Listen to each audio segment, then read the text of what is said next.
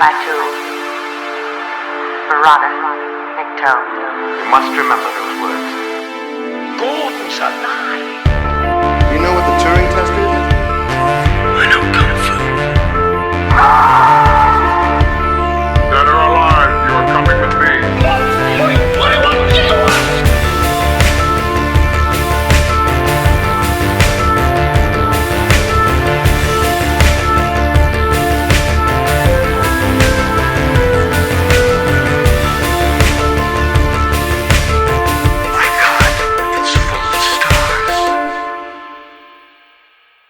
Ladies and gentlemen, welcome back to Stories Out of Time and Space and one of our bonus episodes. That's right, we haven't quite started Season 2 yet, but we've got some special content for you.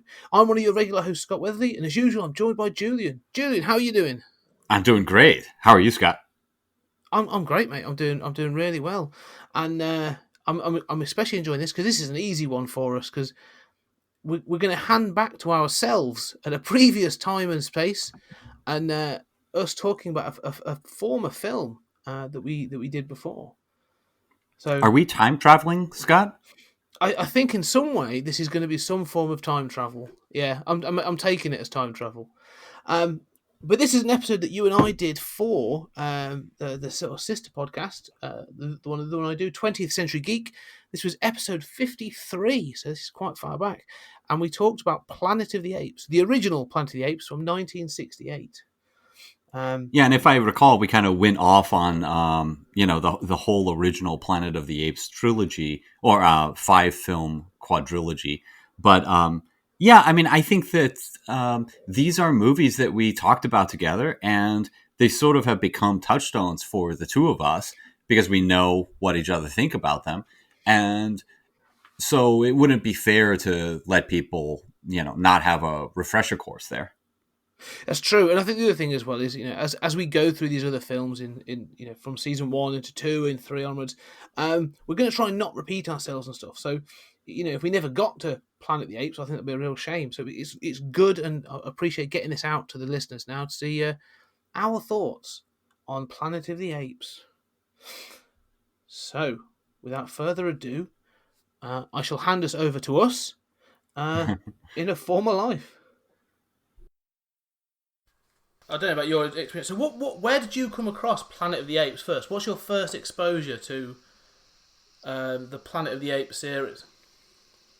Well, I think I was a kid and I saw probably the original on television, and it just kind of blew my mind. I think it does feel very much like the Twilight Zone, especially given Serling's involvement, and so I think that was my first exposure to it, was kind of late night TV, not knowing what this was. So you sort of just came across it. So what are your thoughts, just high level then, when your thoughts as a kid then of the film and what it is really? Well, I think as a kid, what blew me away was just, it's cool seeing apes, right? Yeah. It's cool seeing apes having a civilization. The twist at the end is cool. The sort of like play on religion was really cool to me. The idea that I was always really into the idea that whether it was apes or Transformers or whatever it was, that these other societies could have their own religion. There was a culture there. It wasn't just like, isn't this cool? Apes have a civilization. It was, well, here are these cultural traits of the civilization and a hierarchy to their class system and having their own religion, and that's based on events that happen kind of dimly. All of that was really cool to me at the time. Yeah, I mean, because this is like one of those films where you say it has got a it's got a dual way of looking at it. Like, you can literally sit back and enjoy this as a sort of a sci-fi adventure film quite easy. Just enjoy the sort of the action and the sort of the adventure of it. But there is a real flip side to this, and watching it recently, coming back to this in the last couple of years, it was only then that I realised that this has actually got some quite strong messages, like throughout. like you said, that the whole theme of like religion versus science that crops up, like predominantly, really strongly in many cases, is it really intrigues me of that idea. And then obviously this sort of being apes, this whole thing of the self-destruction of man, like the fact that we are basically the sort of we're going to be the cause of our own of our own destruction. I find really sort of it becomes hammered home at the end. I'm not going to worry about spoilers for this because the film's very getting on a bit. But also the packaging I have for the DVD has the ending on the front cover, so I think it's almost a given now that everyone knows the ending. And if you've ever seen Simpsons or Futurama or anything like that, yeah. I mean, you've seen a million parodies of that ending. This is it. Yeah, it's the twist ending that like everybody knows. Even if you haven't seen the film, you've seen the ending to this film.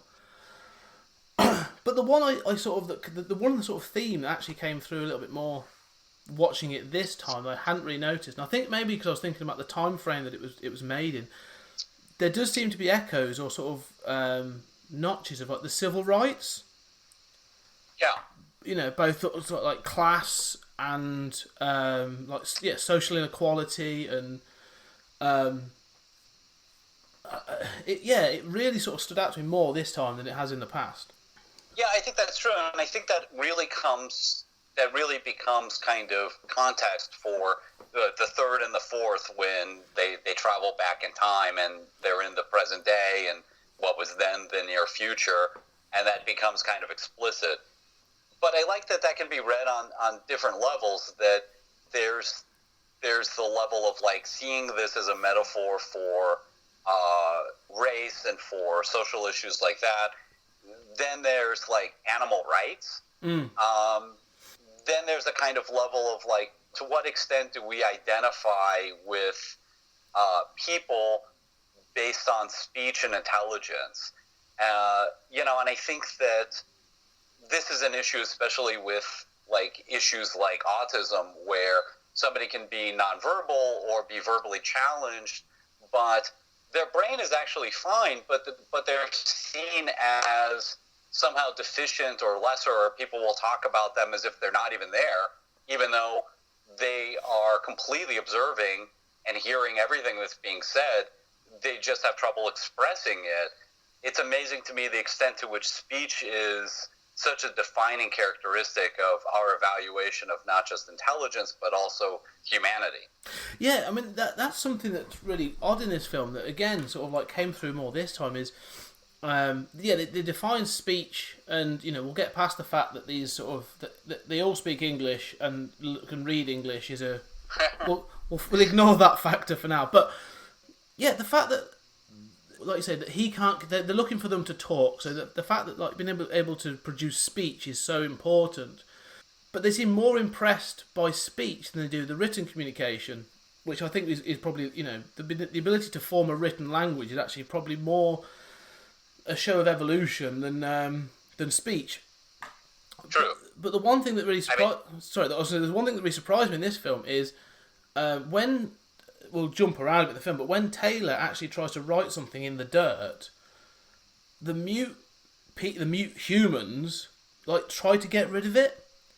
Mm-hmm. There's an acknowledgement that actually are they mute and hiding communication by choice, or is it just almost like a fear reaction? Is it a Pavlovian response? If you do something, you're going to get a beating or something. But there's something more to this film because she keeps Nova keeps trying to make Taylor, Charlton Heston's character, be quiet, and they keep eradicating the written language. There's something there that I don't quite whether they missed it. It's not followed up in the film, but there's something more about the human characters in this. Yeah, I agree with that. I mean, it makes me think of a couple things. One is sort of in universe, kind of wondering, to what extent are the humans dumb? I actually hadn't seen, until I was preparing for this podcast, the most recent film, War for the Planet of the Apes. And in there's some dialogue, at least, about how this virus makes the humans dumb along with mute. And that seems to be the case to some degree, but I also wondered, like, thinking of the social aspect, it reminded me of, there's a scene in, like, 12 Years a Slave that's like this, too, where there's this aspect to the original Apes film of hiding intelligence so that you don't stick out, so that, the bosses don't punish you and think you're dangerous. Yes. And I always took it like that.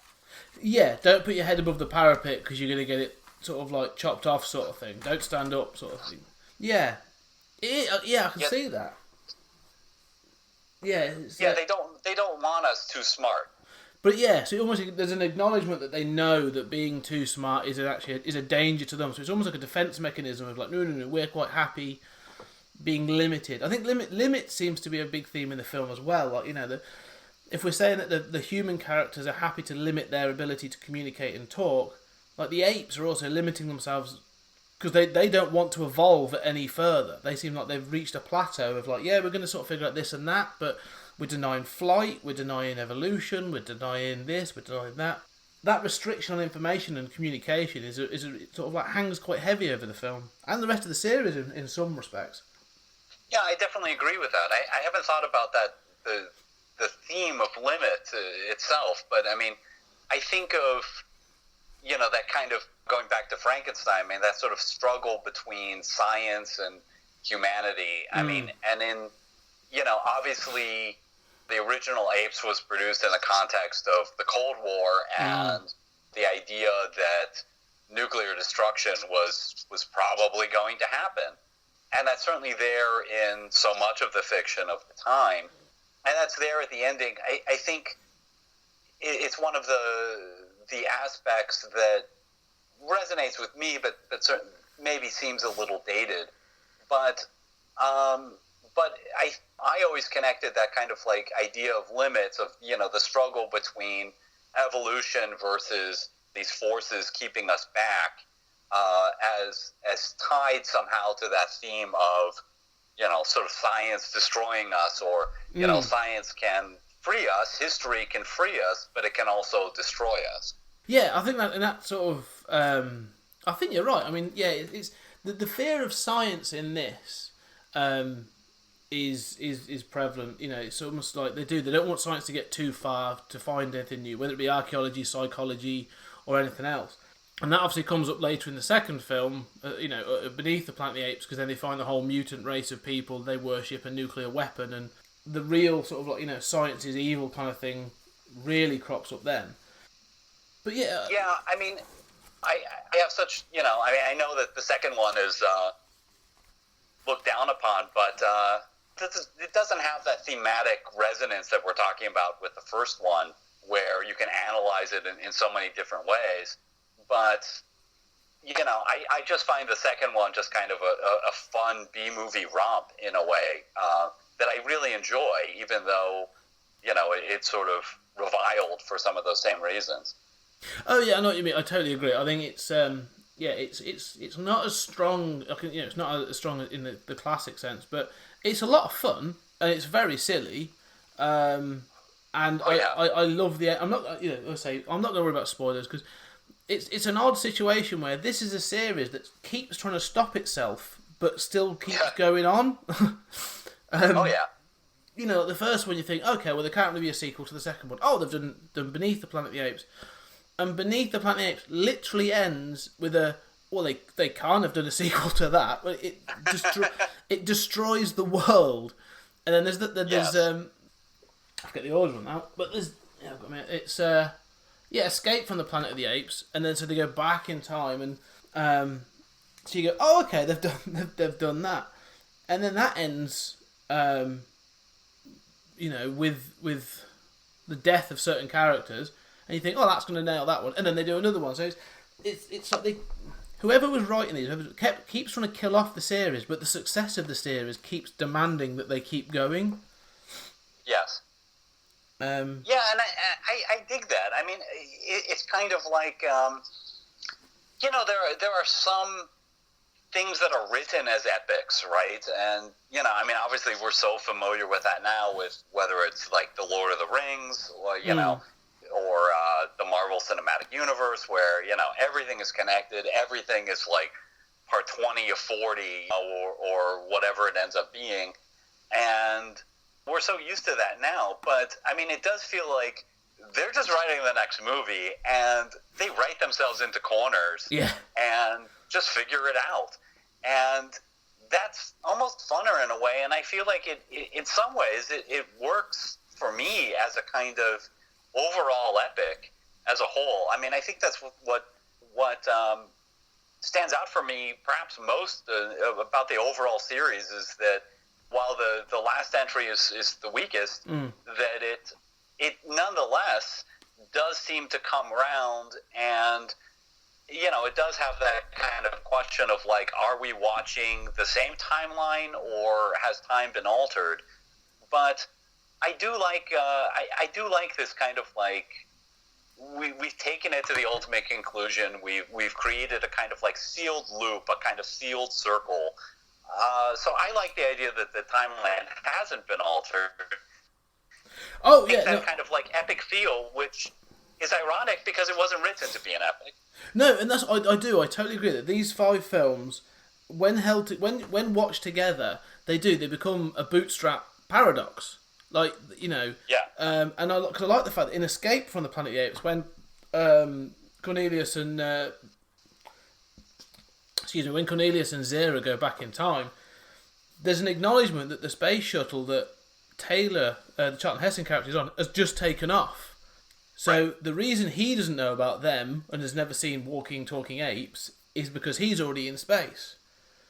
So there is this Bootstrap Paradox of like, well, if he hadn't have, if everything that hadn't happened in the first film, hasn't happened, and then you get the destruction of the world, which then results in them being sent back in time, and so you are literally trapped in a loop. That but like you say, it just sort of happened, and it's almost like they've built this 5-film epic that tells the story of the sort of the self-destruction of man and the birth of the Planet of the Apes, but by accident and with ever-decreasing budgets. Yes. That is actually really impressive, like I say, when you look at it. Yeah, I think so too. And, there's a lot of discussion of that ending to the 5th film with the stack dying, which is a silly thing. Again, sort of spoilers, right? But, a sort of like this scene that, and you have humans in that scene, and it seems as if they're getting along.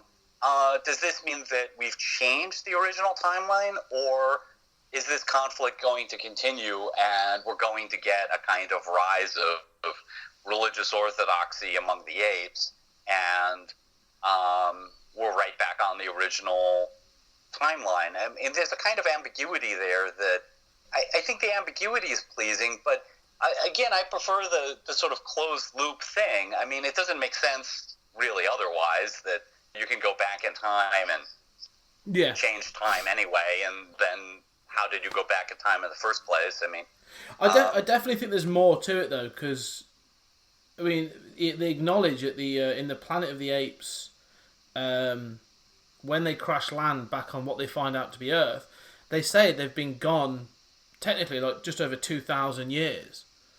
Mm-hmm. So as you go through the 5 films, in the last film, it's still Caesar, isn't it? In the 5th film. Yeah. So there's an acknowledgement, really, from what I would say, because and the other thing they say is that the scrolls, the sacred scrolls, were only written 1,200 years ago. So there's a 700-year period that they don't really know about. So even if, whatever happens, it's that timeline. There's almost like a 1,500. There's probably more. There's a 2,000-year period that we don't know about. That was that gets them back to that cultural start point of the first film. So yes, it's possible that there was they established a harmonious relationship with humans, and then there was another shift for, to create the religious zealot society that comes along later. So yeah, I do think of the same timeline. I agree with you. You've got me like really feeling like this is more nihilistic than it feels like watching the films, because I mean, if if that's true, I mean, the message is sort of, okay, humans destroy themselves. Humans are terrible. They abuse the apes. They kind of deserve to be wiped out. But humans destroy themselves, and also the apes wind up destroying themselves. You know, intelligence is just a curse. That's sort of what I take from this is and I said that thing about the limits on this in the first film when they talk about the limitations is don't go too far because you'll end up destroying yourself. At the end of the first film, when they destroy the archaeological dig, and young Lucius, the young ape, says, what about truth? What about this is just, you can't be doing this. What about the future? And Zeus actually says to him, I think I've just saved it. So they're saying, denial of all this stuff, lack of knowledge, or limiting our knowledge of all these things could actually save us. And there's actually that ends up being the case. Yeah, that's kind of scary because it's hard not to hate him in that first movie. I mean, he is such a bad guy, and it's hard not to feel rage at this kind of destruction of the truth, destruction of the historical record. Oh yeah, no, I totally mean that. Yeah, that there's the denial of the evolution and that man came first and this thing. But then there's that thing of and again, just watching it recently, that I was thinking if you were to look at it in that smaller context of protecting your society and the people that live within it, then he's not doing it to be bad. He's doing it because he feels the right thing to do is to limit that knowledge. People wouldn't react well to knowing this sort of thing. He thinks he's doing the right thing, which sort of makes him, I'm not saying a better person or a better ape, but again, it's one of those, he's a villain where you sort of go, I can sort of see where you're coming from, Oh yeah. He admits. Oh, I agree. I mean, and I think that's what makes him a great villain. And I think that, I mean, that also reminds me of the idea that the Sacred Scrolls, the whole ape religiosity, it makes sense in a primitive culture. I mean, there's a kind of place for it in human evolution too, right? That, when we knew nothing about anything, and a thunderstorm was scary and a flood could feel like the end of the world, being able to pray at an altar, was comforting. Being able to pray that the crops would come in and have some explanation for why they didn't, when that could mean really the apocalypse for you and your tribe.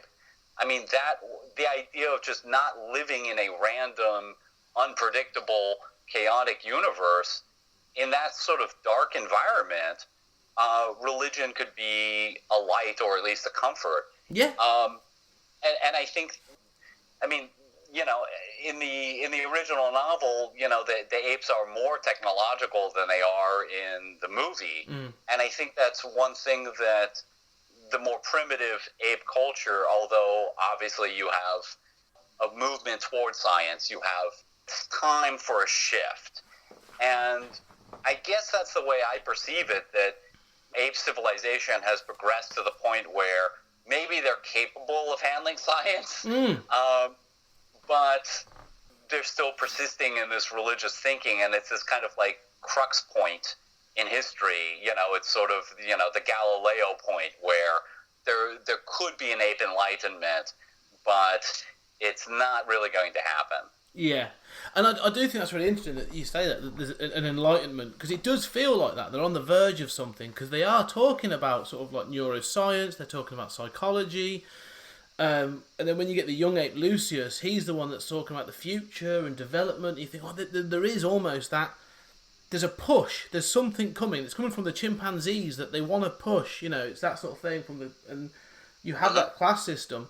But then like it's the fact that and I know there's the orangutans that form sort of the council sort of thing, the Dr. Zeus, at the very end when he produces that the part of the scroll that's been hidden, and he says, read this specific bit, And it says about man being, he'll kill his brother to take his brother's land, and he'll do this, and how brutal we are, and we are the creators of our own destruction.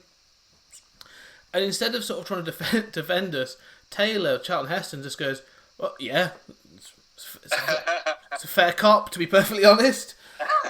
And so you do sort of think it's that thing again that, it's Da Vinci Code level things of like, what is the Vatican hiding from us, about things? Religion was an element of control. It's acknowledged that during the medieval period, religion acted as a control on the peasants and the society, and that's sort of what they're doing. But he's Zeus and that council strongly feels that they are doing it for the best reason. They're not doing it for wealth. They're not doing it for, I don't know about power, but it does feel like they feel that they're doing it for the right reason.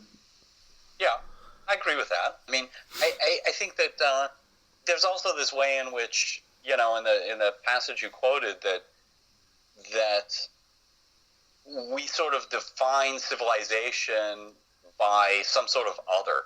And, you think of like how often people say that somebody is like an animal.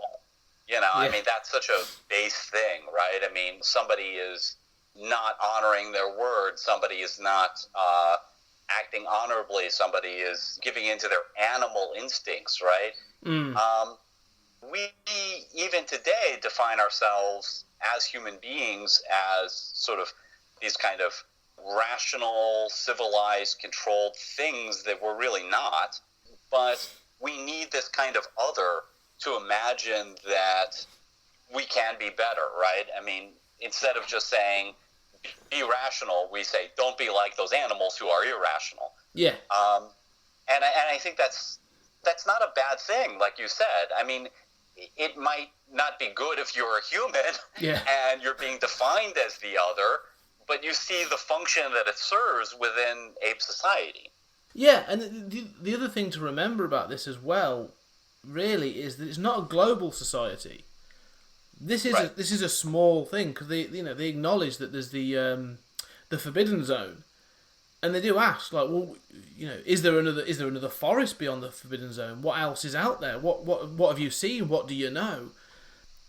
So this is not only is it sort of like a society that's controlled by religion and its class system, it's controlled by fear of the unknown, of the fact that they do not know what is beyond their own boundaries or their own borders.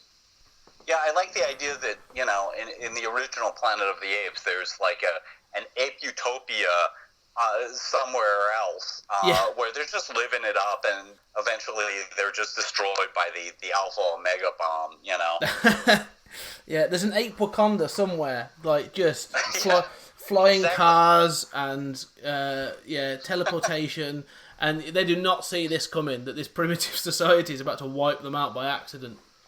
Yeah, precisely, and that's perfectly possible. If there is a 2,000-year period of unknown story, then there could be more going on across the planet that we just don't know about, which has never really been explored. That'd be quite interesting, really. Yeah, I mean, they have. I mean, it's not consistent, but I mean, the I don't know if you've ever seen the animated series where the apes are a little more technological. Not much of it. I couldn't watch much of it, if I'm honest. Yeah, it's not good. Yeah, it's interesting. But that's one of the things with this series. It did develop into a bit of a commercial franchise for a time. That I think Well, they had a live action series too. Oh yes, I've never watched any of that. Is that any good? No.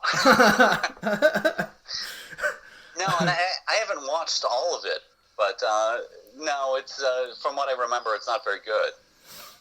I think it's one of those things that, like you say, the story, the concept is strong, and they seem to rely on that. And as the budgets get less, as the makeup gets weaker, and I feel that, like you say, you could stretch this to breaking point with, at least with this form of the concept. The concept. Now, do you prefer I mean, how do you feel about the costumes? Because I mean, I kind of like the costumes, and like rewatching the CGI movies, I kind of miss the costumes sometimes. I agree. No, I agree. I think I really quite enjoy that. I mean, this is 1968, so this is, this isn't high, even from a practical effects point of view. We're not talking high end. This is, there are times when you can see that, the double mouths, or you can see slightly through the masks, but it looks good. It's one of those things where it passes the Uncanny Valley to the acceptance of, I'm going to accept these are talking, walking apes. Right. Yeah. I mean, I don't know. I mean, I don't know if I'm just an old fogey now, or, you're right. I mean, you look at the original movies, and especially later on, I mean, you definitely feel like I'm looking at a human in a suit sometimes. But you just accept it. And then with the CGI, I think, you get into that Uncanny Valley area where I think this is near perfect, but that fur isn't flowing the way I want it to be. Or, their interaction with water or grain or something is just, a little too fluid. Yeah. I know exactly what you mean. And I think the thing I like about the concept, or the thing of the Planet of the Apes is, and I'm trying to think of any other series that's had a similar evolution.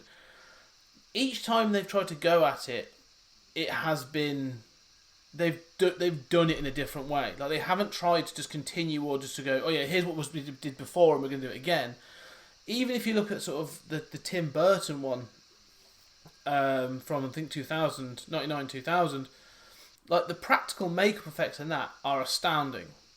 Oh yeah. That's the best part of the film, to be honest. But they look amazing, and I think the cast who had to put up with that, Helena Bonham Carter, Tim Roth, and all the rest of them, amazing to go through that.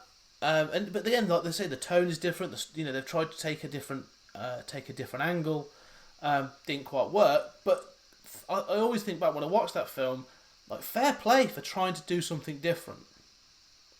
Oh yeah, for sure. And I think that movie is, I mean, I won't say it's a good movie, but I think that it's fun. I mean, it's fun, especially seeing that rendition of the ape civilization and the sort of tree houses, and Charlton Heston's cameo, and Helena Bonham Carter is great, and I mean, there's a lot that's fun to that movie, even though it is kind of an abortion of a movie. Yeah, it has its issues, it really does, but I think some of it holds up. The makeup effects really held up. I think some of the cast have done a great job with what they've given.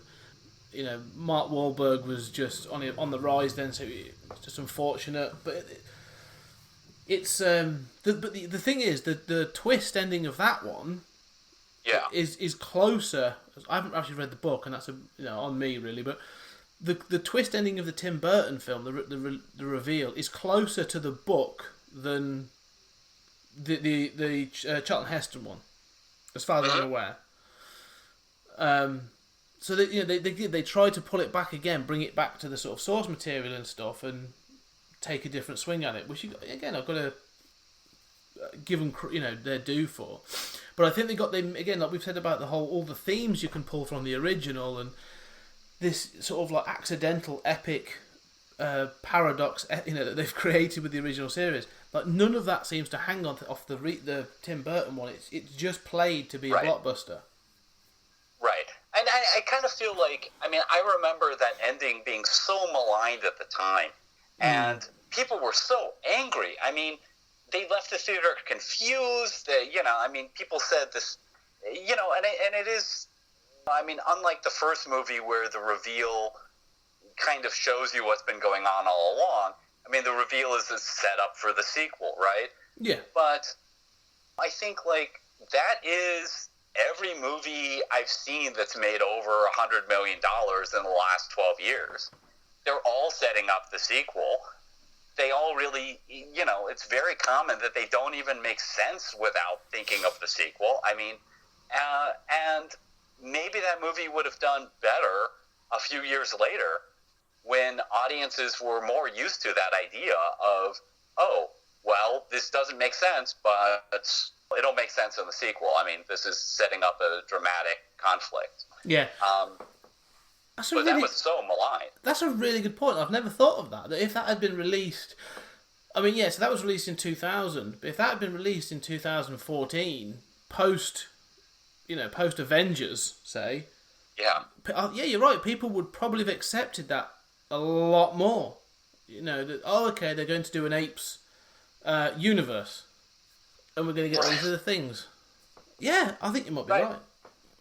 Well, these days they'd be wondering, what the companion films are, Yeah.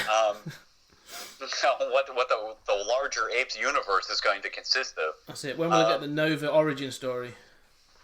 Right. The gritty, Nova reboot. That's right. Yeah. It's a silent film. No one talks in it, so it'll be really awkward. Directed by Scorsese or something. Yeah. But that's the thing. I mean, they do. And that's what. Well, that's why I think the latest iteration of it, the Andy Serkis, the CGI version, seems to have worked better. In the sense of it does seem to be telling a wider story, and I also think they've made it relevant to modern audiences and modern fears. So the whole thing of pandemics and again science, that it's that fear of science producing something that's going to kill us all off, or those modern fears are real at the moment. Right, and like genetic manipulation and also I think the more we learn about animals, I mean in the 60s this was all much more hypothetical, but the more we learn about animals, the more we see less of a separation between us and them. I mean, it was quite common at one point for people to say animals don't experience emotion. And now, I mean, obviously, if you've ever had a pet, you've seen the pet experiences emotion. But we now know there's virtually nothing as a unique trait that separates us from, that makes us unique among animals. Yeah. That's it. So it's those elements, and that's what I think the newer series has landed better, because it seemed to have a relevant satirical message that people could sort of latch onto. Yeah, I don't know. I mean, I find like I miss in the reboot series, or the Caesar trilogy now, sort of some of those social issues of the first one that we were talking about, just kind of how deep that first one is, with sort of the role of science is both positive and negative, and the role of religion and social issues. I feel like that resonance, I want it to be deeper than it is. And the thing that irritates me about the new ones, and I think I like War the best, but the thing that irritates me is maybe that lack of resonance compared to the original one. Although they're good movies, but man, when they have that problem of blockbusters, less so War, but the others have that problem of the current crop of blockbusters where you get to the climax and you just think, all right, I know it's got to be fiery and lots of people got to die, or lots of apes got to die, but I kind of reach a point where I want the climax to be over already. Yes. Yeah. I know exactly what you mean. It's I think I totally agree, and I really enjoy I think I like that, the Caesar trilogy. Yeah. I think that they stand together as a well-made trilogy of films. But they are blockbusters. They're entertainment, and beyond that they try for things, smaller themes like family and loyalty, and it's things like that you can probably just you can pick out. There's some generational stuff in there, but overall I'd agree. I think it's small fry. It's almost like a token theme. Like, yeah, we can add family into this, or we can add in communication across species or something. It doesn't feel like it's got the weight or the satire that the first one has, really. Yeah, I feel that too. I mean, I feel like one of the themes that comes through for me is not giving into to hatred and xenophobia and warmongering. And maybe that's because of the times we live in, or thinking back to the build-up to the Iraq War, or people talking about Iran right now. I mean, there is a kind of like, larger theme of not giving into, to hatred. I mean, there's a kind of theme of not to. I'm kind of arguing against myself now because, I had previously said that, I agree with you that it's not as thematically deep as the original, but there is that kind of like Oresteia, like, how do you give up on revenge? Somebody's got to stop. Somebody's got to say... An eye for an eye is always going to go on, sort of thing. Right, exactly. And at some point doing that, whether you're talking about any conflict or almost any conflict, I mean, it involves parents giving up on revenge for the deaths of their children. And how do you tell a parent? I mean, you think of Israel and Palestine. I mean, how do you tell somebody, your kid died, but we're going to move past that? Yeah. And that we have to do that, right? Or else we just continue this cycle of revenge and violence, but that's an impossible moral thing to do. And I think those films do dramatize that sense. No, I know what you're saying. I can see exactly what you're saying now. I agree that's there. Maybe I'm just thinking it's not handled as well or presented in a way that I think is actually satisfying to as either a satire or as a comment on that conflict. I agree. I mean, and too often, especially in the second one, I think it's Dawn, that it's just kind of like good ape, Caesar versus bad ape, Yeah.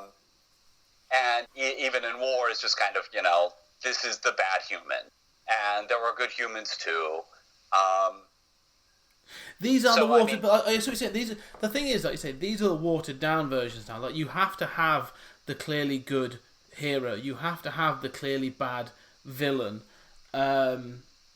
You have to have those characters, and then you've got the sort of the second one in Dawn. You have sort of they try and introduce the conflicted characters in the middle. I think you get like James Franco in the first one, and you get Jason Clarke in the second. Right. And you get this. I don't really think there is a character like that in the third one in War. But they try to introduce that element of saying, there is a conflicted character, or there's someone trying to balance both sides.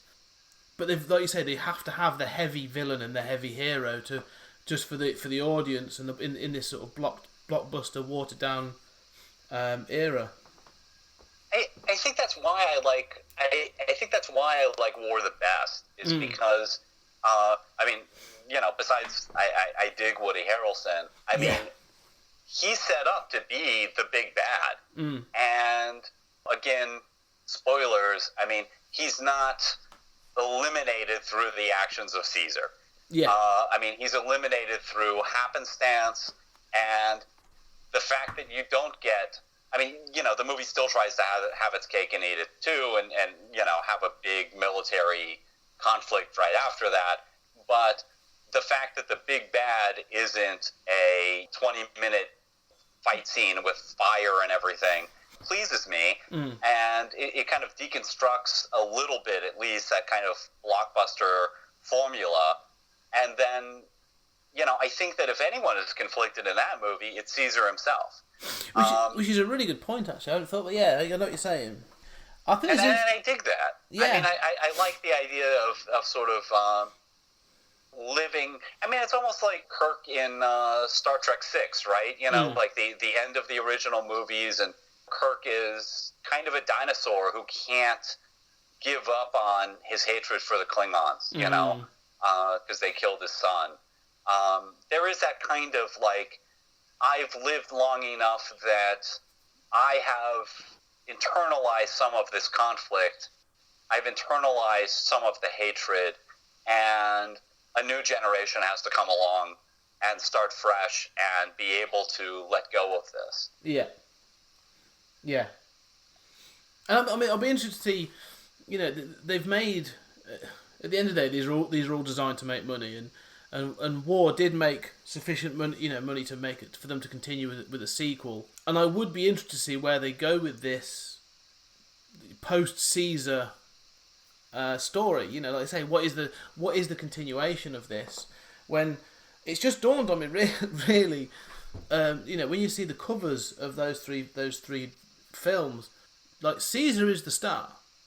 You know, he is the character on those three covers. This film hangs on that you want to go and see the progression of his story. A completely CGI character, you know, and I think that sort of Andy Serkis should really be called out for how well he portrays and his excellent work on doing all this and stuff. But that in itself actually is quite commendable. That actually we're discussing a trilogy of films that are all about the story of an ape. Yeah, I agree, and I agree that that's a wonderful performance.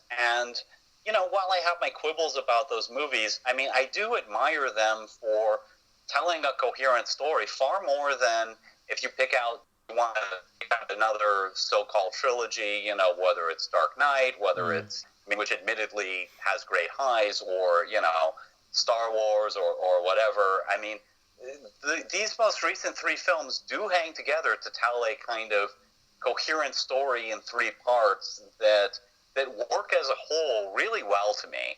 Yes. Much like the original five work really well to me as a coherent whole.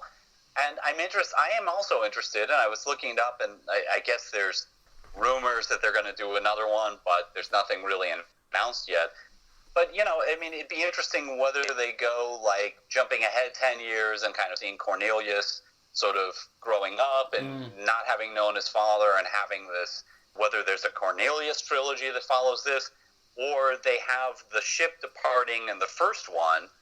You could jump ahead to the original and kind of be coherent with the first three movies, you know, or do both as part of the Planet of the Apes universe, you know. Yeah. Who knows? No, I agree. The potential is there. I think there's so much they could do. Because the one thing is, the other thing about these films, ignoring the Tim Burton one, but they in this film, you know, in the modern trilogy, the Caesar trilogy, and in the original five, the thing I also think that's quite commendable is they don't ever seem to be scared of the human characters being arseholes, for want of a better phrase. There's no one they don't have to have almost like the heroic, you know, whiter than white hero or you know, entry character. Because the thing I was quite surprised about watching this again, going back to this one, is the Charlton Heston character in this, in the original Taylor, is a bit of a dick. Yeah. To be perfectly honest. You know, he's sat in the cabin of his spaceship smoking a cigar. That could be a sort of like from the time of the space. I don't know. But then the thing that really struck me is when they firstly they kill off the female character with little to no introduction, which is really a thing of its time. Yes. But then when they acknowledge her death, and the one guy is building a small memorial, and he's putting like an American flag.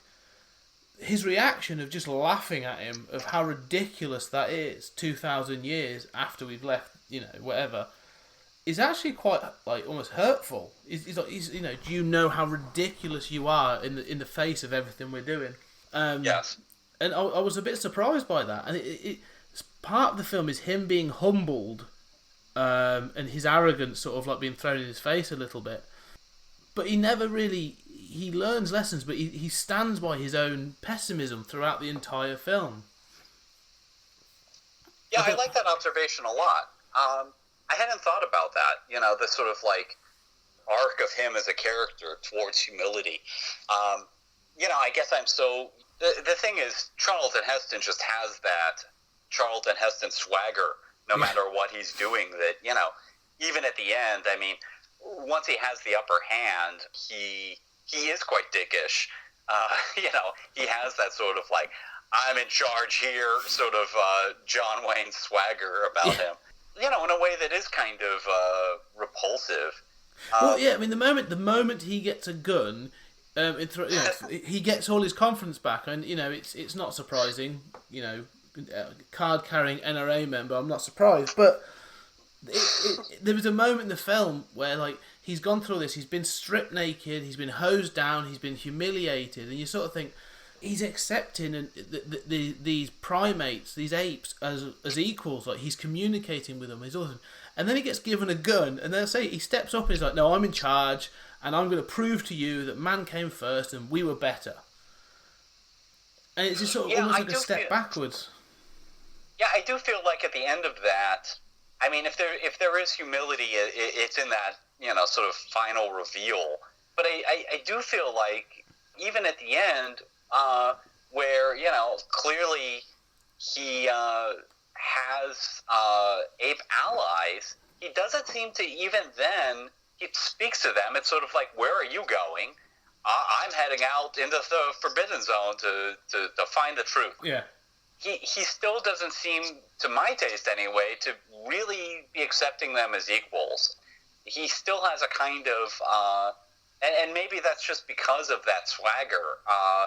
Maybe he feels like, you know, I mean, then again, he doesn't seem to accept Nova as an equal either. No, no. You know, it is the 60s, right? Yeah. It is Mad Men. That's it. That was exactly what I took from this. Was she would be, in the 60s terms, like the perfect woman. She's very, very attractive and doesn't say a word. And I was just like, oh God. No, but it felt like, I was like, this is. I felt a little bit uncomfortable about some of this, where she tries to communicate with him through different ways, and every time she does, like, he completely shuns her. It's only when he's sort of like telling her what to do that he seems completely comfortable in his position. I don't know. I might be over reading that, but no, I think you're right. And he doesn't ever consult her on any decision. I mean, he's clearly in charge, and her job is to get on the back of the horse, you know? It's not good.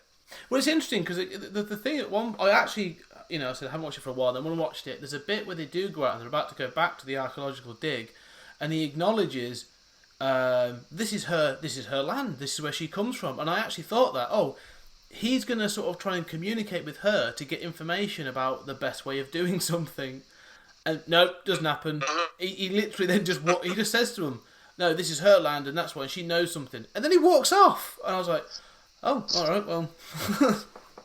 back to sort of. Yeah, I mean, I think it's definitely a product of its time in that sense. I mean, I'm also uncomfortable by, I forget his name, the black astronaut who is lobotomized. Yeah. You know, and it's kind of like, oh no, you know, the one black character has been lobotomized, and Taylor's upset, but it's very much used in the script to be sort of, this is the threat to Taylor from the apes if he stays in captivity. Yeah.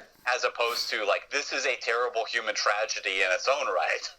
Oh yeah, that's all they're there for. I think the two other astronauts, being one's killed and stuffed, and then one is, let's say, lobotomized. They are there literally to show. To provide suspense that this is what could happen to Charlton Heston. That is all they are there for. And so, yeah, I agree with that. They're sort of there as fodder, as, you know. I was going to say something. Yeah, the other thing I find bizarre about him as a character, I think maybe it's just he is Charlton Heston. I haven't watched a great deal of Charlton Heston films, but is his swagger throughout all of this, the conviction that he is right. And you know, he says certain things like, you know, you're right, I don't know your culture, but still seems to be saying, but you're wrong. And I don't know whether that's like it's like an American, please, like an Americanism of, you know, well, I'm an astronaut, and I'm clearly the best the country, you know, we've got to offer, the planet's got to offer, so I should be right, and you should be listening to me. And so he comes across as a very sort of 60s, 70s character in that respect. The point I was going to make was, and I'm curious to this, I don't know the point of their mission, and I don't know what training any of them have had, because they're clearly not scientists. Yeah, that's true. Because I never thought of that, but yes. Because when they walk through the desert and they finally find evidence of life, as in a plant, their response is to dig it up, thus killing it.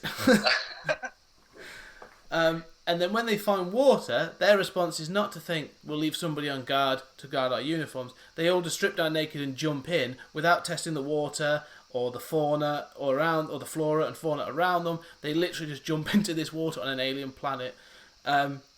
It's Prometheus level sort of like, carefree attitude to the processes of science is what I would say. I think that's completely right. I mean, I always saw Heston in that movie as like, sort of like all the obnoxious elements of Captain Kirk. That's sort of like, yeah, I'm in charge here. I have that swagger. I'm going to, yes, I respect this other civilization, but I'm going to talk about that, but I'm really going to do what I want. Yeah. And, sort out their problems. Very kind of colonial sort of mentality. Yes. And I identify that, like, even in, a movie, a little earlier, like, Fantastic Planet or something, where they should be awed by this superior technology and superior civilization. They are, but they're still talking about, like, God and, how, they still have a kind of, like, moral certainty in a way that, Kirk had, and that I feel that, Heston has. There's a kind of, just seems very much of that era. Yes, I that, of agree course, with that. The white American, man. Yeah, the conviction that, regardless of what we come across, we are always going to be the superior species or the superior race. Yeah, and we'll be able to solve it all through, good old-fashioned American know-how and confidence. Well, it'll all work out somehow. I suppose that there's the element of, it doesn't quite work out in that respect, but it's the great white saviour. Or, I know that's sort of luckily going away, I think that, but there's that idea, isn't there? They have the sort of, there's a foreign, nation or a foreign village or a foreign community, and then the good-looking white actor comes along and through their intervention solves all their problems. I think Last Samurai with Tom Cruise is a good example of that. Or what was it, Great Wall with Matt Damon last year? That sort of thing. Yeah, and that's deservedly become very uncomfortable to watch. And there is definitely, especially in Heston's swagger at the end, and sort of, telling the apes about, the truth and the scrolls, and sort of lecturing to them, and there is that kind of,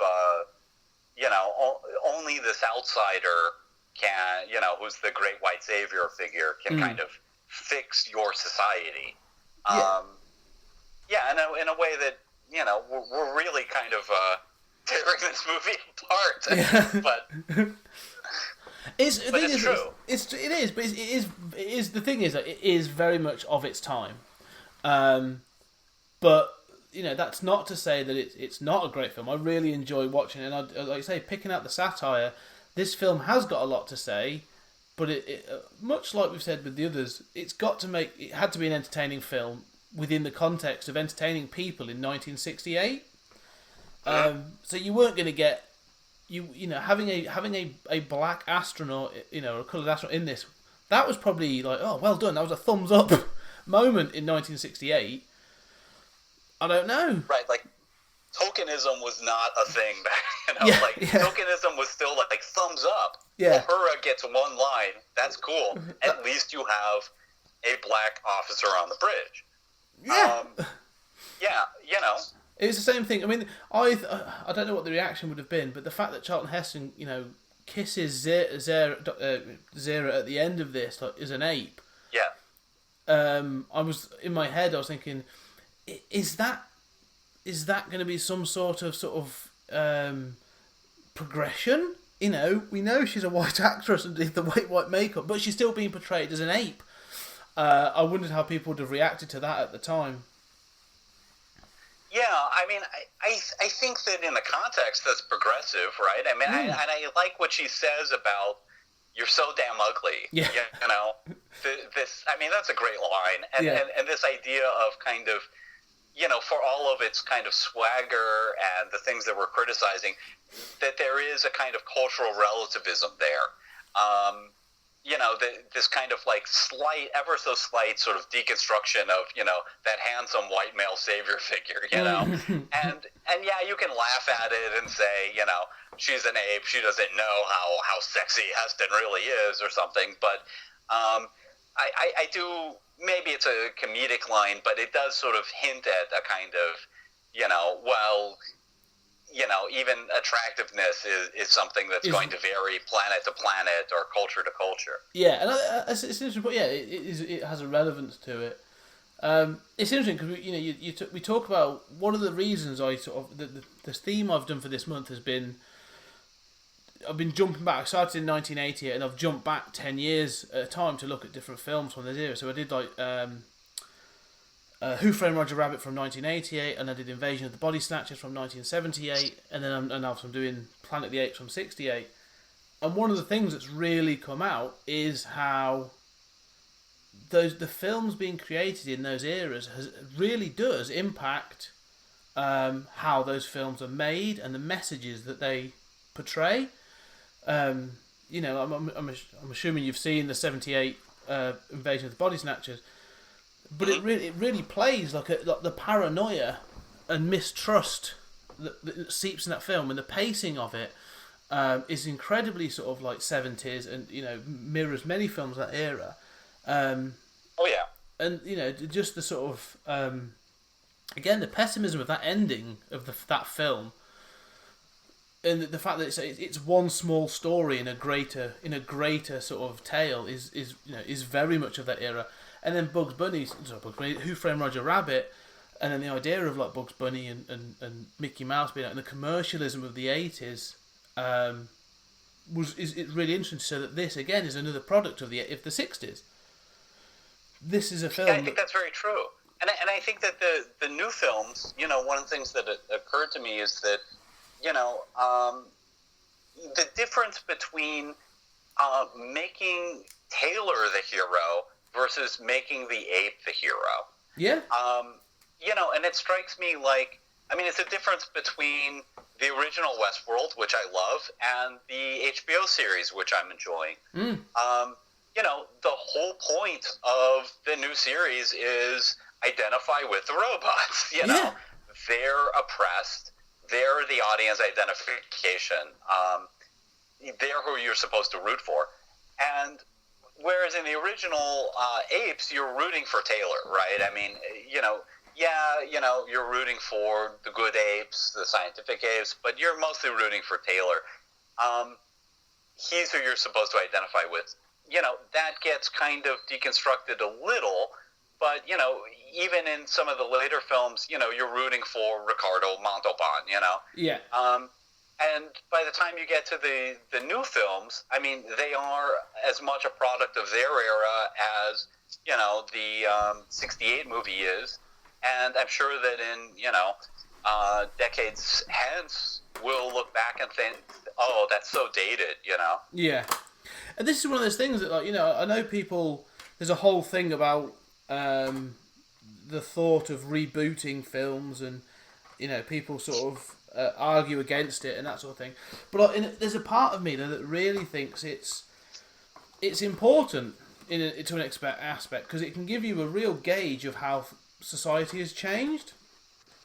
Like you say, that shift of perspective from the human protagonist to the ape, or like say from the human protagonist to the robot or something, is a real shift. in storytelling and in sort of the cultural norms that we're used to now in our entertainment.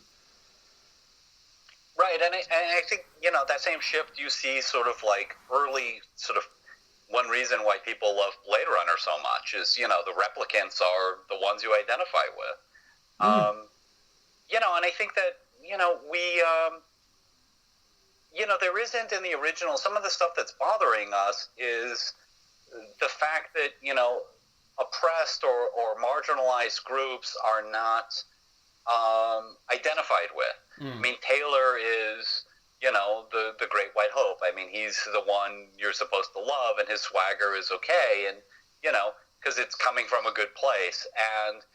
And now, we're at this kind of cultural point where, it's not enough just to be, well-intentioned, right? I mean, you can be well-intentioned on social issues and still be a sexual harasser, or put your foot in your mouth in any number of ways, and it's okay to criticize that. Whereas in the 60s,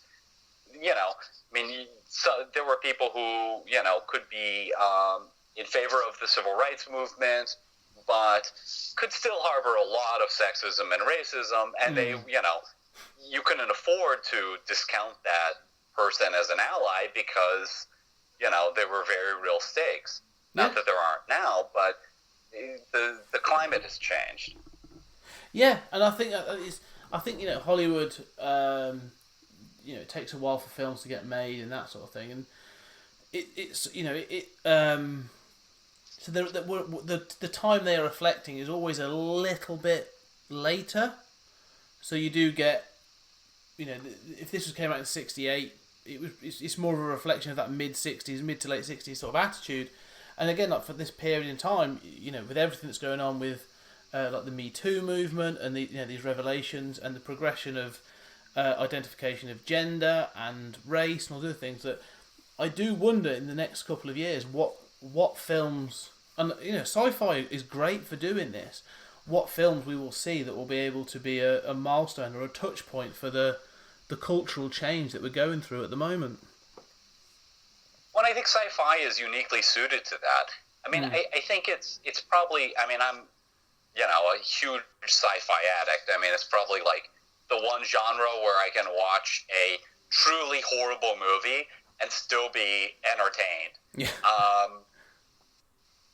And so, I mean, I think sci-fi is uniquely suited to tell these kinds of parables, and to use these kinds of situations and themes to explore issues in a way that you can't, or that is difficult in the present day. I mean, I have my own sort of mixed views about rebooting in general. I mean, I usually feel like I don't mind discontinuity as much as I do, a reboot that, it kind of hurts me to think that The Birds and Planet of the Apes, as much as I don't think it's a great movie, is kind of off on its own. They spent, $60 million or something to make that, and, it just exists in its own little thing. That kind of thing bothers me, and usually I would rather have, discontinuities and incongruities, whether tonal or even in terms of continuity, than a hard reboot. But having said that, I mean, definitely in Apes, it works, at least with the current three films. I mean, it's hard to imagine those. Obviously, the continuity is completely incommensurate, but it's hard to imagine, a version of that story set in the same universe, and it's just, it works on its own so well that I don't mind that it's been rebooted. And like you said, I mean, it reflects its own time. Yeah, I do. I think that's the thing. Is it's I know what you're saying. That a continuation or a development can sometimes be better, providing that continuity. But again, I think if it's done right and done well, then you can have that. You can tell new stories. reshape what's come before. And I do think Apes is a really good example of how to do it well. I'm trying to think of others. Yeah, I think Batman's actually is another relatively good example that you can take the Burton films and the Schumacher films for what they are. right. But then you can also have the Nolan trilogy that stands very much alone, but still contributes. They all contribute really overall to the Batman mythos. Well, don't forget the '66 stuff. Yeah, exactly. Yeah. Which is so different. I mean, someday somebody's going to be saying the same stuff about Affleck. And we're not going to believe it, but somebody will.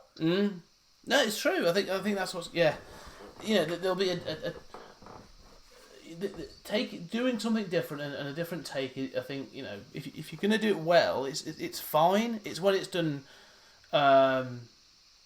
If it's done cheaply or done a little bit clunkily, again, take RoboCop. RoboCop is a series where the first film is amazing, the second one isn't bad, but it's not as good. I don't think it holds up as well as the first one. It really is a Frank Miller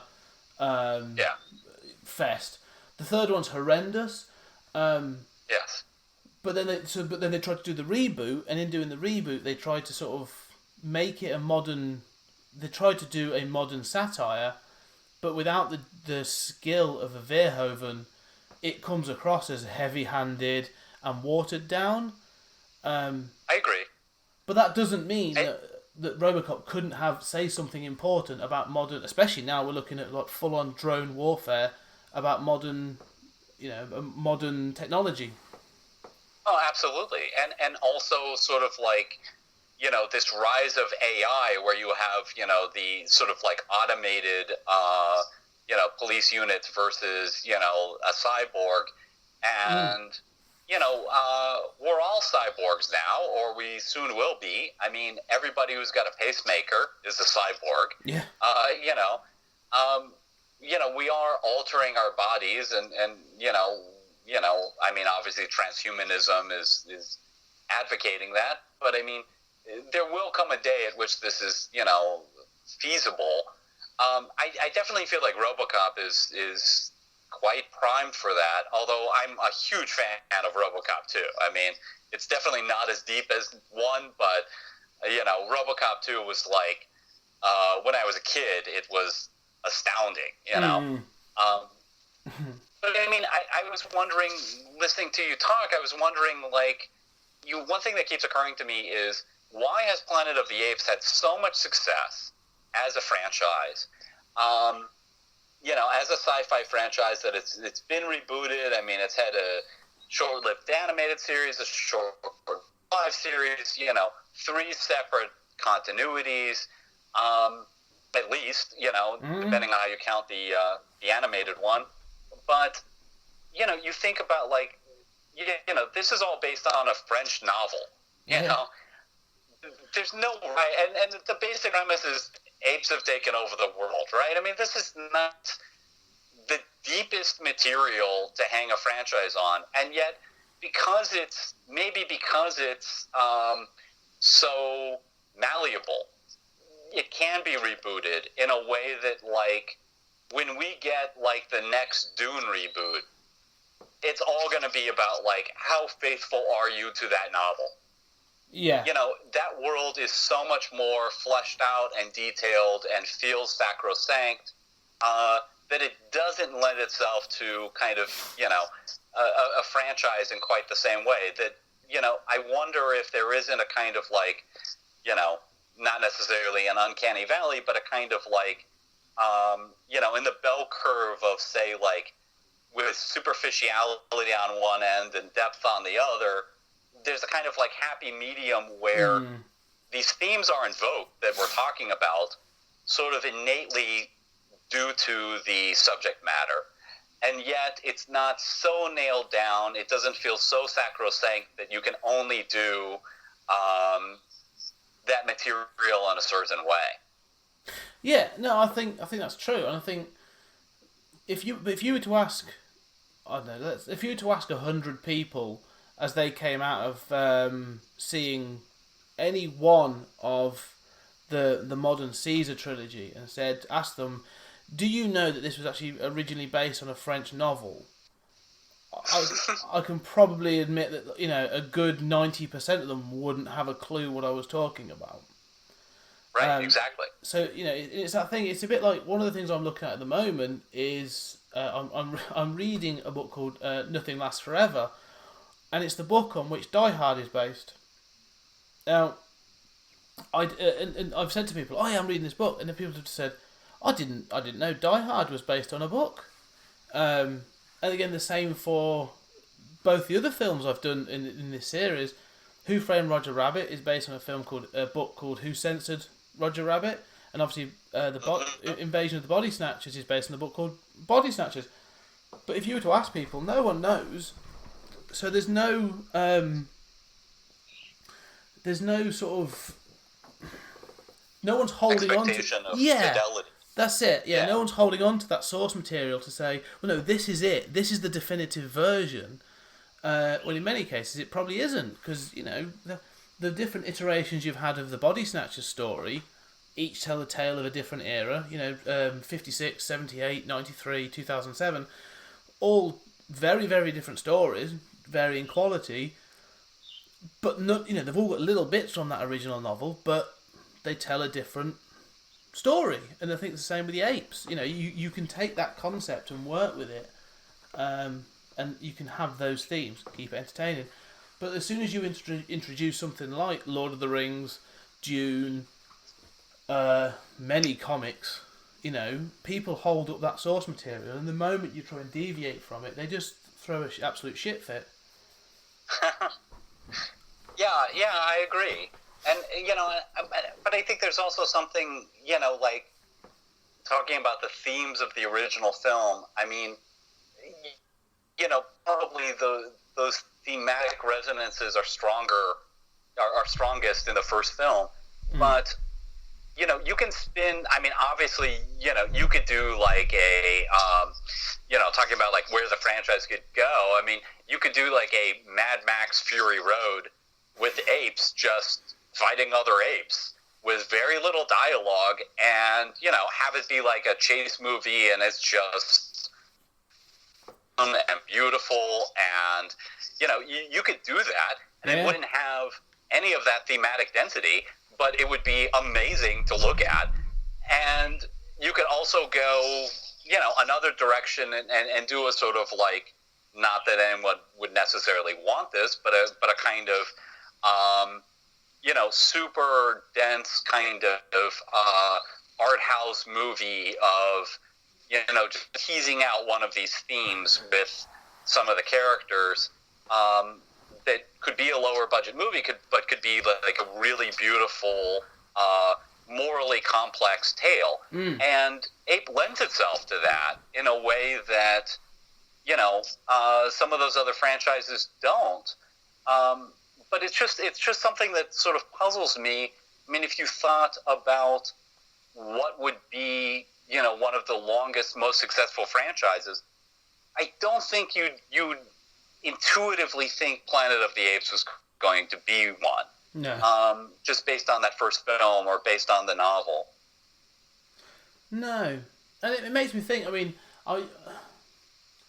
I'm just sat looking at, you know, some of the Blu-rays and films and books and stuff I've got sitting around, and something that sort of just struck me talking about this compared to the others is a lot of the stuff, you know, you've said about that has a certain type of longevity or fidelity to a source material is character based. So if someone gets hooked up on a certain character, you know, then if you change something around their mythology or their, you know, their design or whatever, then they get upset, they get nervous. But with Planet of the Apes, I think the point you made before as well is this is actually more based around a pitch. The pitch is apes have taken over the world. Go. And I think that's the thing is that, you know, as long as you sort of stick around that, like you say, that it's so malleable to actually change it to be, well, if what happens if we take it from this angle, or, you know, well, what about this, or, you know, I've never thought of it doing this way, or we actually wrote ourselves into this corner by destroying the world. what do we do next? You're not sort of constrained by those those things of fidelity, or having to sort of keep a character as true to themselves, like Captain America or Batman or Judge Dredd or Sherlock Holmes or whatever. Like in that, Sherlock Holmes is probably a slightly different example, but you're not hung up on that kind of need to be honest, to be as loyal to the source material, which is a good thing. Yeah, I think so. And, I don't know how much you've explored the Planet of the Apes comics, but, there's some cool stuff in there that, sort of jumps around the timeline, and, you've got, like, Kong versus Planet of the Apes and stuff like that. And, it does sort of seem to suggest to me that, you can take, there's this, there's this series now that's sort of like retelling the first film from what's his name, Ursula, the perspective of the main military bad guy in the first Apes movie. Yeah. You think like if you wanted to, you could do lots of, just kind of spin-off films featuring different characters and just kind of show their perspective, that it does have that malleable thing. And I hadn't thought about what you're saying about not having a central character, but, in that sense, it's more like Star Wars than Batman or something. Mm. Yeah, it's a universe, and that's the thing. That those 5 stories, you sort of end up with you end up with a sort of a saga. It becomes a family saga, I suppose, rather than centering on specific characters. It's like The Godfather, but with apes. Yeah. And I think maybe that's why those films do work so well over time. You can go back and you watch Star Wars and you watch all of them, regardless of people's opinions of whatever's been released, but you're not beholden to a certain character, let's say, or Godfather, or those other things, because you are literally following a story chapter by chapter. Right, and even though I guess the world of Apes was more malleable, it's less. Obviously there have been reboots, and you don't know even what the whole of the Earth looks like. It's less fleshed out than Star Wars seems to be, but it does have that same sense of generational saga and being able to tell the story anywhere, which I think, you're right. It gives it a kind of depth, or a kind of malleability that helps it to survive in a way that, Dune or 2001 or Blade Runner or something like that, hasn't. At least as a franchise. Yeah, no, I agree. I think that's a really good point. I think that's why it's a good conclusion to come to, really, about these films. That there's a reason, no matter how accidental it was, that these films, those first 5 films, and I think that they mirror it with the modern trilogy. That the idea is that it is a saga. This is a family saga. So the next films could be following the next generation, or even a couple of generations down the line, and it would still work. This is it's an epic. It's a saga. I quite like the idea of that, rather than it being. Yeah, well, one of the things that I like most about that idea is, you mentioned that it's a generational saga. One of the things that I like about it, despite that there are aspects of it that like the mutants that don't quite work for me, even though they're kind of cool, is, that there's an aspect of a civilizational saga. And I've always liked that kind of, like, sense of watching history play out. So many movies, even in, like, the current trilogy, that so many movies end with, the pandemic, right? The first movie ends that way. And, we've seen that a million times before, but we don't usually see, like, the two movies after, that, in which humanity is rebuilding, right? Yeah. It's like, what happens next? How does civilization recover? How does history work? I think that's one thing that I really dig about both sets of movies, that, again, ignoring the Burton one for a moment, that, you see not just some core characters, but you have a sense of history moving and civilization collapsing and rebuilding, and, the way in which this happens, for better or worse, for its weaknesses and its strengths. And I love that broad historical scope stuff. I think you're right, and the one thing that when you say that really strikes me is, if I was to take this to a different medium, especially if you look at comics, there's an agelessness to characters. Like Superman will never look 50, or unless it's a sort of slightly different As If story or Elseworld, and the same with that. But if I think of Judge Dredd, the Judge Dredd of 2000 AD has progressed like year on year. It started in, I think, like 2090 something, and is now in like 2021 whatever. Judge Dredd has aged from 1977 when he was first published to now. The character has aged, and throughout that you've had writers, through late 70s, through the 80s, through the 90s and the early 2000s, that have grown up with different influences and have grown up and they've got different opinions and different sort of political leanings. And new characters have come into that, or new fads as well, and new stories that have contributed to that growing world. But everything exists.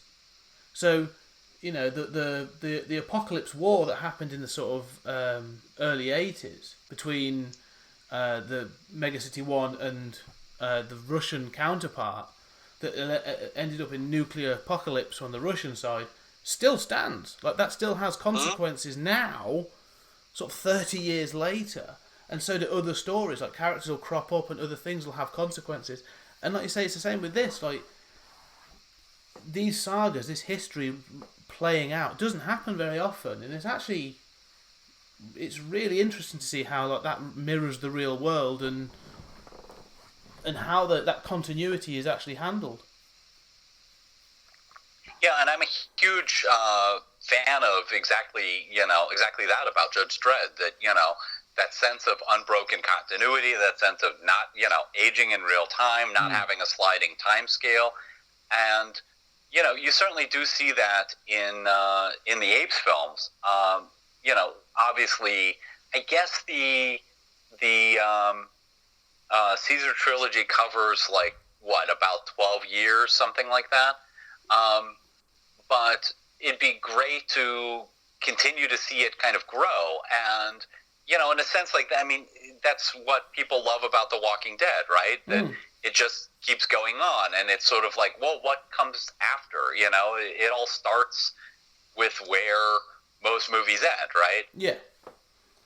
Yeah. I think that's very interesting. I think that, so I do think that, I don't think people talk about the Planet of the Apes as much as they used to. I think there was, maybe the modern films, it sort of ignited a little bit of interest, but I do think that those, despite some of the budget-driven flaws in the later films, I think they really that first 5 series really deserves a revisit, and people should go back and actually check them out. I mean, I agree completely. And every time, like, AMC will sometimes, like, rerun, at least over here, it'll rerun the whole saga, maybe like once a year. And I'll just sit and watch all 5 Ape movies in a row, and, they've got commercials, but I can, sort of fast forward through them on the DVR and have a meal and come back and, fast forward through the commercials. And boy, they really work as a saga. And that's it. They're quite short. These are seriously bingeable. You could do these I suppose you could do this in a day, really, if you really wanted to. But yeah, over a couple of days, or whatever. It's like watching a season on Netflix or something. Yeah. Well, it is technically, I suppose, because it's just a series of episodes. Yeah, no, I definitely recommend that. I think anyone who's listening should really go and seek out. You could easily pick up I think you can pick up a whole box set of all of them now. But definitely worth tracking these down. When I've got them on DVD, and I'm really thinking of upgrading them to Blu-ray. Really worth tracking them down and having a sit and go through those original 5 films. Yeah, I second that very much. I mean, I would even go as far as say, you can't be, a real fan of sci-fi without, knowing how those 5 films kind of play out. Yeah, I'd agree with that. Actually, I think it's one of those milestones that, like you say, you have to have seen and appreciate. It's up there with 2001. Yeah, there's a couple of others I can think of that, like you say, you have to have said you've seen or experienced to say, yeah, I'm a true sci-fi fan. Yeah, and again, I mean, I think that's terrific praise. Despite, like you said, you watch the budgets declining over the series. Yeah. But despite that, I mean, and there are stronger and weaker, sort of chapters in that saga. But that's quite an achievement for a series that really starts with one movie and then it's just like, well, what do we do next? Yeah. I mean, it really works so surprisingly well and stands up despite its obvious, weaknesses here and there. And not something that you'd expect or that was intended, and works much better than, say, I mean, nobody cares about the 2001 sequels, right? No, I've seen 2010 with Roy Schneider. Yeah, it's all right, but yeah. Yeah, I mean, it's not. I mean, it's like a parallel universe continuation or something. Yeah, totally the novels, shit. Yeah, I mean, you don't feel like, you've turned this cool original movie into a saga and actually done it convincingly. And I think I can't think of another example that does that remotely as well as Apes. No, yeah, I think it deserves the credit for it, really. But yeah, no, I think that's been. I think we'll start to wrap it up there. But that's been. Sure. Any last thoughts then you want us to give? Just quick, any last thoughts on the Apes film or any of the rest of the saga? Well, I just want to say I can't wait for the apes to take over. Yeah. I have no attachment to human civilization. I mean, as long as the apes, once they progress enough to have, concerts and the internet, I'm fine. But, let's let the apes have a turn because they can't possibly do worse than we have. Very good point. I'm all for it. I second that motion, and I'm into that. Brilliant. Okay, well, thank you so much. Is there anything else you want just before we go? Then, just before we wrap it, anything else you want to plug or bring attention to? Well, I'm always making comics at Martian Lit, and if you go to Comixology and do a search for Martian Comics, you can find all of our titles there. And we have 2 Sequart books edited by Rich Handley and Joe Baronato. Rich is one of the foremost apes experts. In fact, if you, Google, rare apes pages and stuff, his name will come up real quick. And he edited, along with Joe Baronato, who's a pop culture expert, a couple books for us at Sequart. One on, the Apes movies and animated series and live action series, and the other on, the comics and the novels. And so we cover all of that, and they're pretty awesome books. Awesome. So if you want to know more, check out sequart.org, and they're on there. Or I suppose they're on Amazon as well, actually. You can search for them on Amazon and other places as well. Brilliant. Yeah, thanks, Scott. No, thank you. That's brilliant. Okay, ladies and gentlemen, well, there you go. That was us. Way back when, younger, slimmer, probably with more hair, and talking about Planet of the Apes, the entire Planet of the Apes series, really, the original series.